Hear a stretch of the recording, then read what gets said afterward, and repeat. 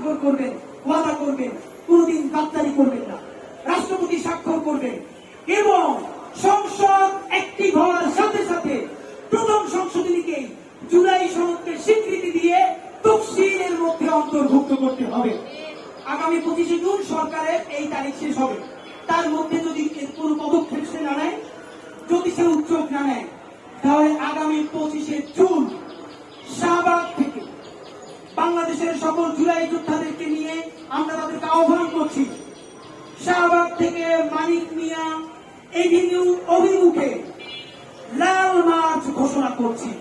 আমাদের লাল জুলাই চলে এসেছে, রক্তের মাস চলে এসেছে।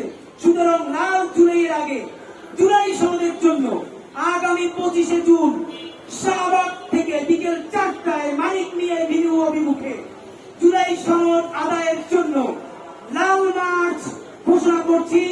বাংলাদেশের সকল স্বাধীনতা সার্বভৌমত্বের পক্ষের শক্তিকে আমাদের লাল মার্চে অংশগ্রহণ করে জুলাই সনদ আদায়ের আহ্বান জানাচ্ছি। বাংলাদেশ জিন্দাবাদ, ইনকিলাব জিন্দাবাদ। কারো কিছু প্রশ্ন থাকলে বলুন।